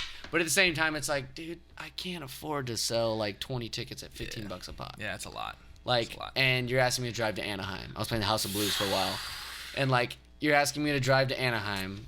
Like, it's a great gig, but you give me 30 minutes and you expect me to sell this many tickets for people out here? Who the fuck's going to drive That's that? a lot. Yeah, so it's like I was just so used to that, and they said $150. I'm like, what? I'm not paying to Yeah, play. yeah, I don't like, pay- no, dude, we're paying you. That's awesome, man. That's awesome. Get used to that, man. No, seriously. Like, Yeah. get used to that to where it's. And any guitar players out there listening, like, if you're playing shows and you're doing your own music, there's no reason why you shouldn't get either a cut at the door or do it for free, but you shouldn't have to pay to play. yeah.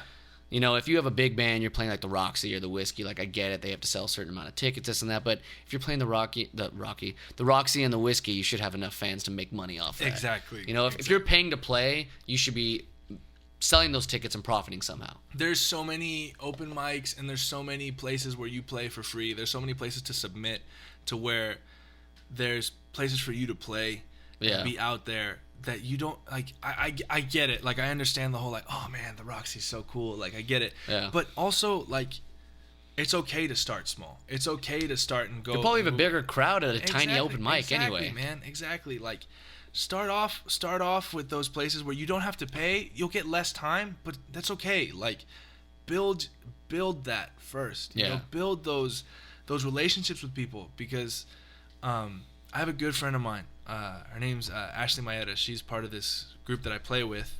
It's 3 girls. Her name are Lucy. Like, the whole group is Lucy. None of them has the name Lucy.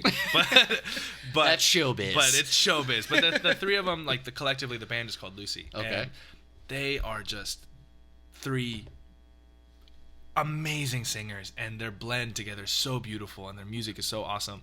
But one of them, her name's Ashley. She is an absolute sweetheart, and she runs this Songwriter Sundays at the Fox and Hound in Studio City. Okay.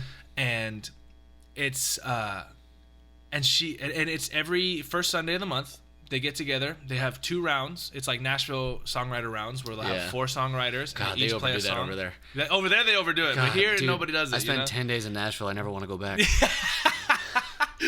But it's here nobody really does it. So, you know, you get 3 songs. Yeah. It's like you each play one, and then you go around the rounds, and then you have a little break. There's another round of 4 artists, and it's great because, you know, it has a following. People come in, they listen to your songs, they're very respectful. Like, you get to meet new people. Well, they showed up for a reason. And they showed up for a reason. Better crowd. Yeah, it's a better crowd, and yeah, you only get 3 songs, and it's one, and you go. It's not all 3 together, but at the same time, it's like, okay, like, you just hung out with other musicians. I just hung out with other musicians and that'll played have your other shit. gigs. It's like, hey man, do you want to open for me at this gig? It's like, boom. You get, like, the amount of people that she has connected that are like, hey, I'm playing the Peppermint Club. I already sold all the tickets. I need an opening act. Can you come in and open? It's Hell like, yeah. Hell yeah, I can. You know, or hey, I did this. Like I'm playing Hotel Cafe. Like, can you open for me? Or like, hey, there's a bill. There's a bill at the Troubadour. Like, we need to sell some tickets, but between all of us, we'll sell the amount of tickets. You know what I mean? Yeah. It's like, great.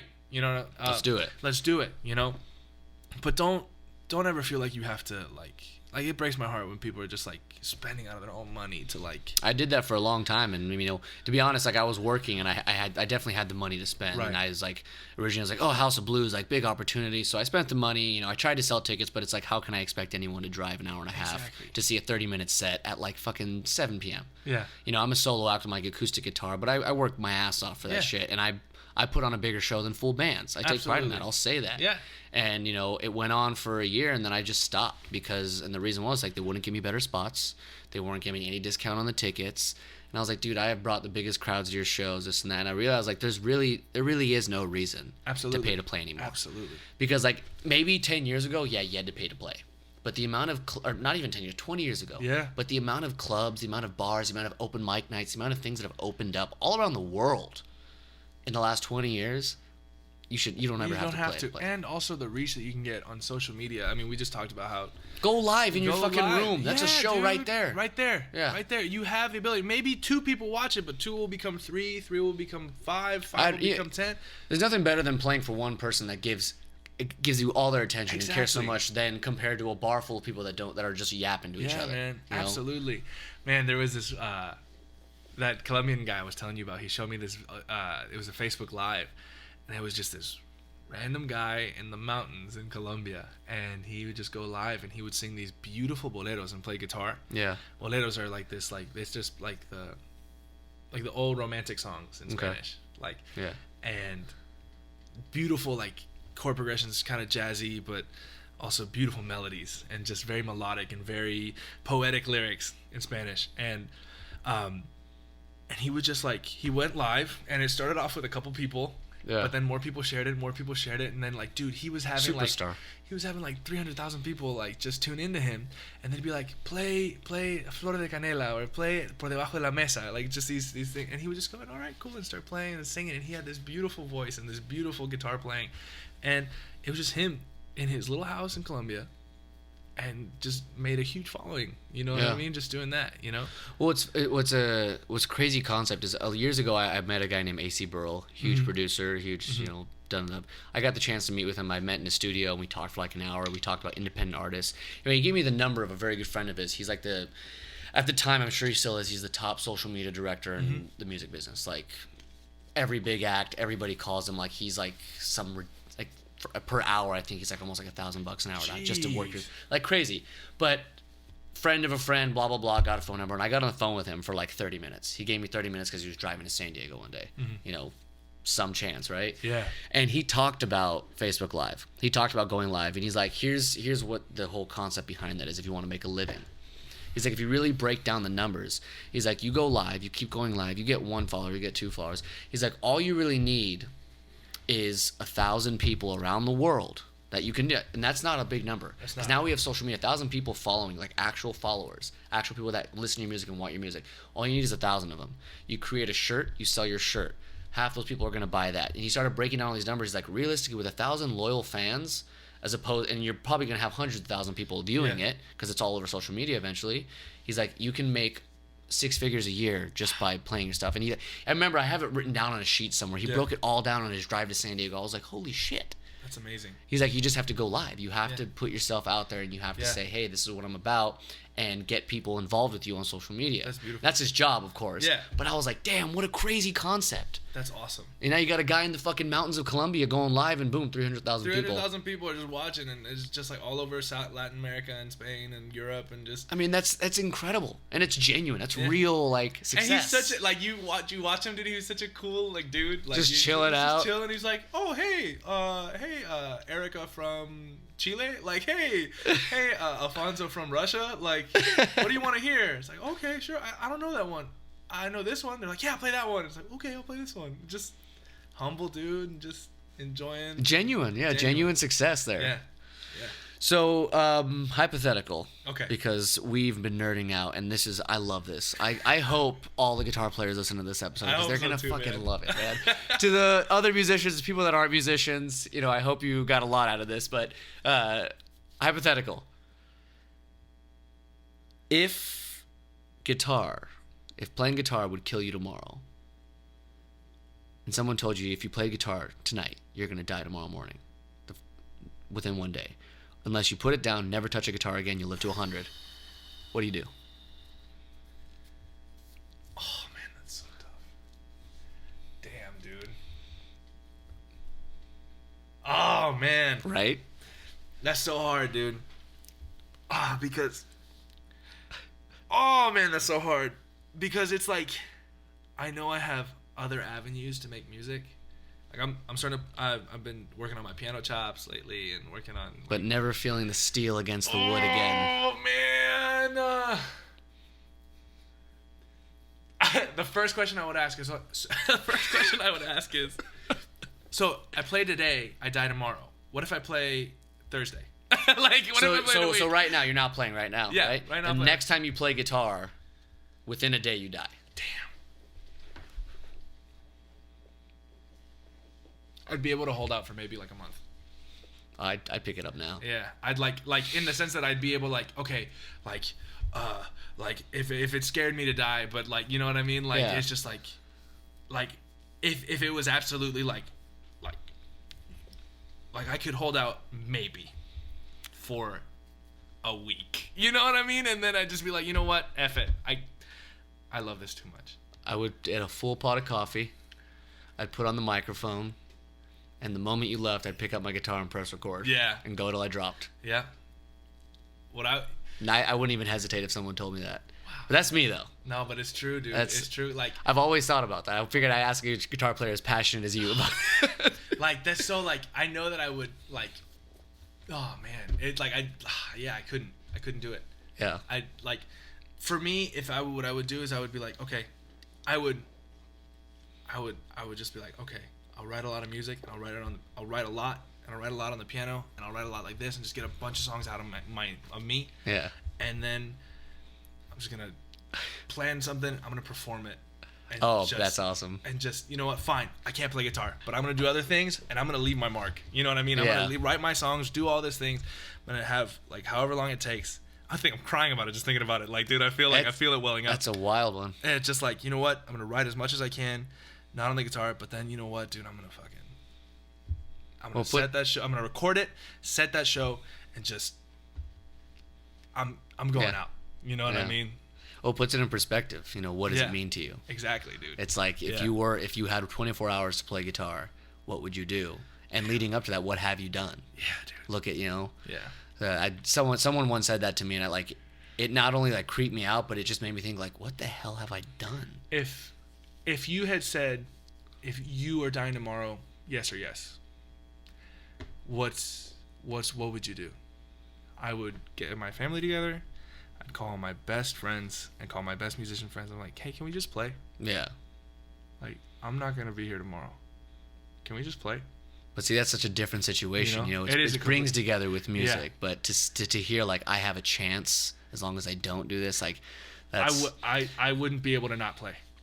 That's interesting. I and anybody listening, like email me, the Studio Corner Podcast at gmail.com. And there's no shame. And there's no shame in saying that, you know what, I'd give it up. You know I really want to know. I really want to get everyone, any musician listening, any creative person, any actor, whatever. Like if you knew the moment you did what you cared about, you had 24 hours to live, would you do it or would you give it up forever? Yeah. Like people hit me up. Like I've always been curious with answers for that one. I think that, yeah, man, I like, and it's also like, it's okay. Like, I think like more so than anything, I think in that case, it's like I feel like we're the kind of guys that guitar found us more than I found guitar, in the sense that like, I really like, man, just thinking about it, like, I'm honestly like, I feel the freaking frog in my throat just thinking about it. It's intense, dude. Yeah, it's like, if I could never play guitar again and live till I was 100, it's not worth it. You know what I mean? Yeah. Like, but also at the same time, there's no shame in saying like, no, I'd rather just live and figure something else out. Yeah, but absolutely.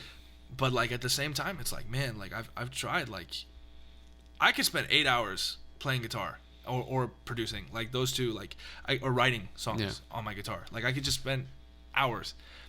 I like spend my little hour and a half, 2 hours sitting on the piano. I'm like, that's good. You know what I mean? I spend my little hour and a half, like I'll spend a little hour and a half playing drums. Not that I play drums, but just like like I tried. Like every time I think like, man, maybe I should have been a bass player. Nah, I can't do it.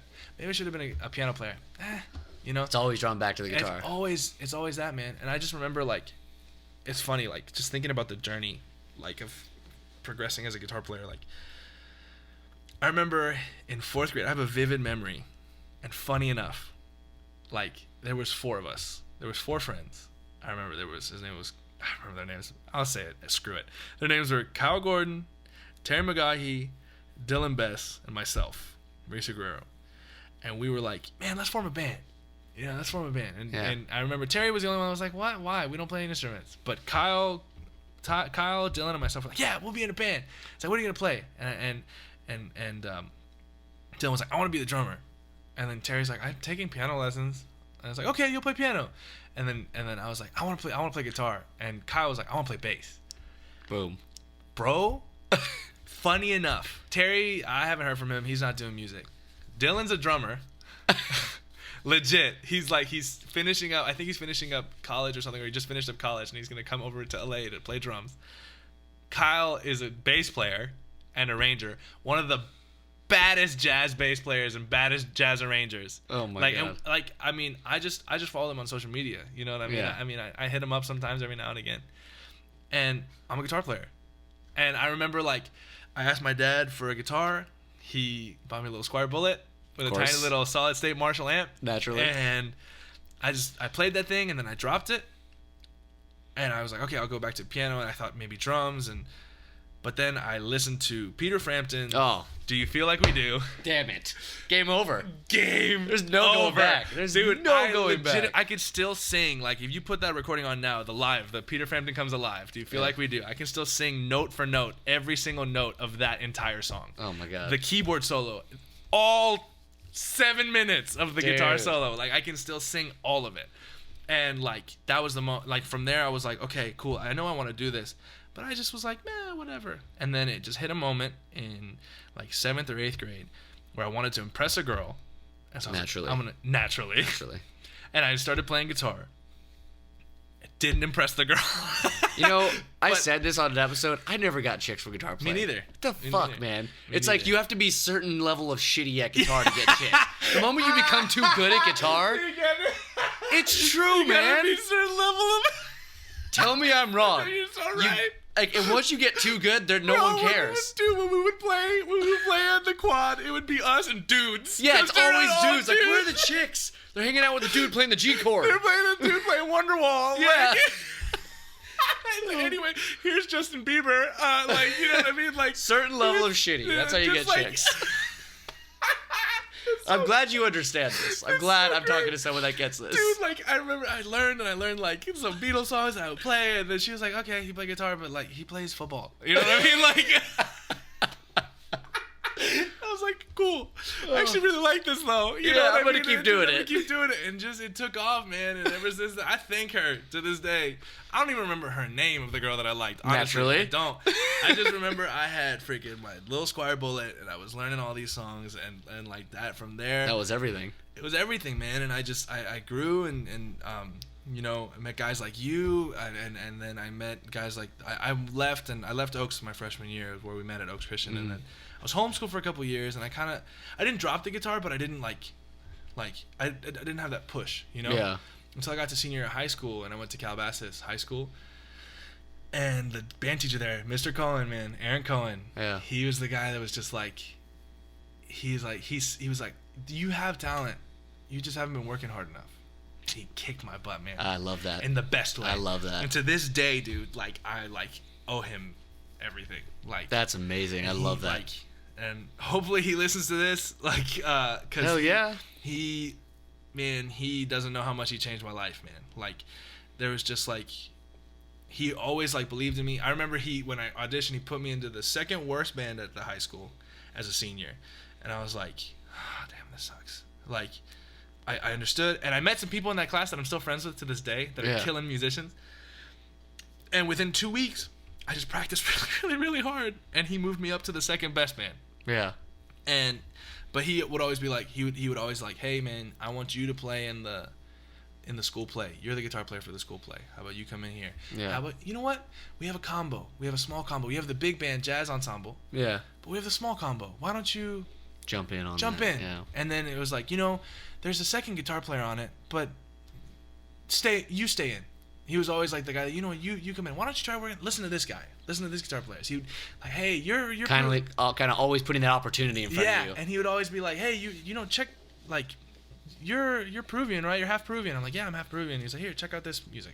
Boom. And I was like, learn this. I was like, hey, why don't you try this? What a blessing. And man, like, and from there, if it wasn't for him, I don't think I would have gotten into music school. I actually didn't on my first try. And then, so if there's any guys out there that want to go to music school and they didn't get in at the first try, it's okay. Like, I didn't. On my second try, I got in, and then he helped me out a lot on like jazz chops and different chops like that and different things, and from there it just grew into whatever it is, this crazy life, you know what I mean, that's going on. A working guitar player. Working guitar player, yeah. I think that's one of the most important titles. That's not a lot of people can say that, man.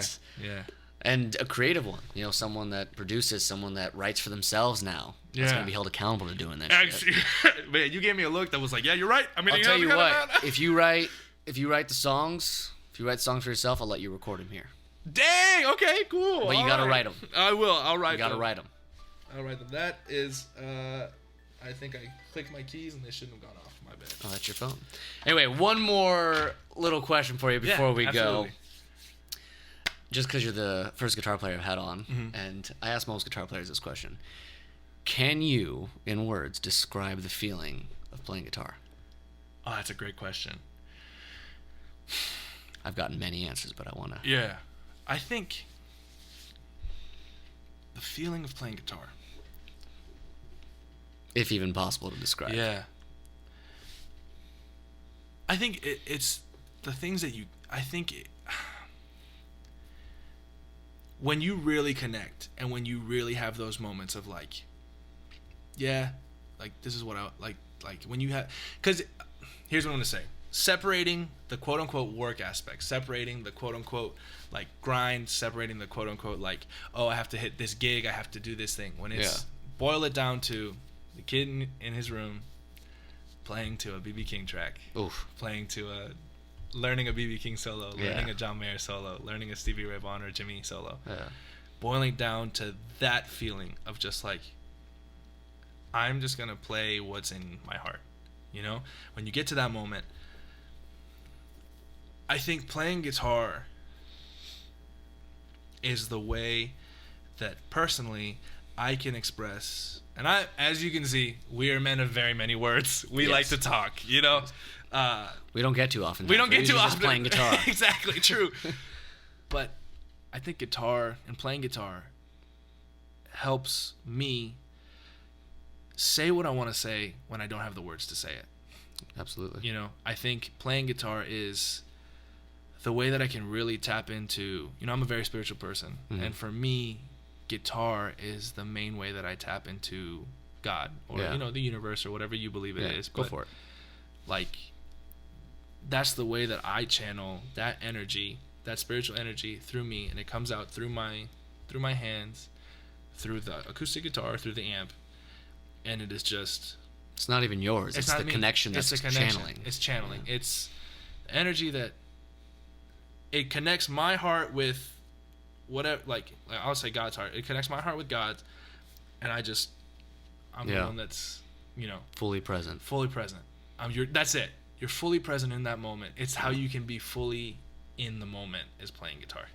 I've said this before. It's like you ever listen to a song that you love so much it feels like you're in another world. Yeah, absolutely. The reality of the situation is you're not in another world. You've never been more present. Yeah. Oh, goosebumps! I just got goosebumps. Legit. And that's very much what it's like to play guitar and be in that moment. Like, you know, Bring it to church. Glory. I think as human beings, it's almost genetically coded in us to deny what we feel because we're logical. Yeah. Our bodies, our physical essence, our brains are logical, deductive things. Yeah. And then we have these emotions that are so imbalanced that it's only natural for us to deny them at first. That's why we have denial. That's why we have to train ourselves to accept our emotions. Yeah. We don't accept our thoughts. We have our thoughts.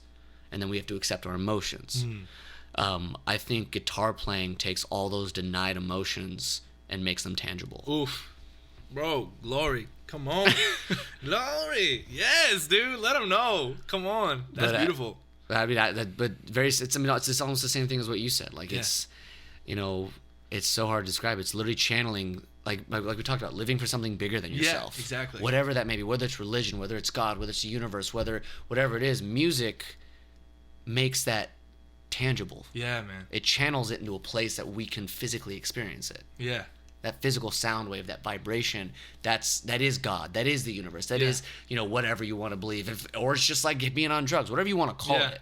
Like, that vibration is what we're channeling. And I'm always curious to see how people describe that. Yeah. Because there's no denying that. Absolutely. It's scientifically proven. The sound waves are there. You feel that against your physical body. And the beautiful thing is that, just how every fingerprint is different, just how every handprint, every thumbprint, everything is different between an individual. Like, because the guitar is so, like, a piano, like, yeah, people have different touch. People have different touches. People have different sounds, different voicings. But, like, if someone just goes, bink, and Herbie Hancock goes, bink, it'll sound pretty much the same on the same piano. A guitar, it's your flesh. Yeah. It's your calluses. It's the pain of the fingers that you had to go through to get these stinking calluses. And, like... and your rough freaking fingertips on a string of metal or nylon on a piece of wood. And that's it. And it's just, and that's going through to an amp. But your hands on the same guitar through the same amp will sound different than my hands. Exactly. You know? And our approach, we could play the same line, like you said. We can play the same line, but because we're individuals and because our tone is here in our fingers. And our connection that we're channeling is different. And we are physically connecting with the wood and the vibration. Physically touching that 100% of the time. You know? There's like, not just the vibration on our chest with the guitar, but just within our fingers. Yeah. Within our wrist, the way that we're moving, the way that we're contorting our fingers, like, on our fingertips, there's always that vibration. Wow. You know? And it's just, like, it is... completely individual, but at the same time you come together and it's completely communal, you know. Fucking incredible, man. Yeah. This has been amazing. Yeah, this is awesome. What a freaking treat. Well, before we go, do you have any last words that you want to share? Man, I would just say, like, to any aspiring guitar players out there, man, like, I'm on the same path, man. I'm trying to, you know, make more of a name, and even though I'm working, I'm trying to aspire for bigger things, obviously, but just keep working and practice every day. And I think that's the biggest thing is, even though you might not feel good enough, you might not feel worth it, you might not feel right, push through it, practice every day. Just get better and get better and get better, and know that you will get better with time, and that you will go as far as you can if you just put everything into it. You know, I think it's just keep at it, just keep working, keep practicing, keep growing. Fuck yeah. That's the only thing I would say to other people. You know, practice. No matter what, rain or shine, apocalypse or not, you're practicing guitar. You're practicing guitar, man. And get out there, and not only just practice, but get out there and put yourself out there. Yeah. You know, like Play you with might other fall on your cats. face. That's okay. Yeah. Life is long if we're lucky. You know what I mean? Lucky. If we're lucky, life is long, and it's just get out there and perform. You know. Well, rock and roll, man. Mauricio, Amen. thank you so much. Anytime. Thanks for having me. This has been such a pleasure, dude. I'm fucking Likewise. so happy I had a guitar player on here. I got to nerd out so hard. This is great. This has is been great. amazing. Thanks for coming on. This has man. been the Studio Corner, everybody. All right. Peace out. Peace out.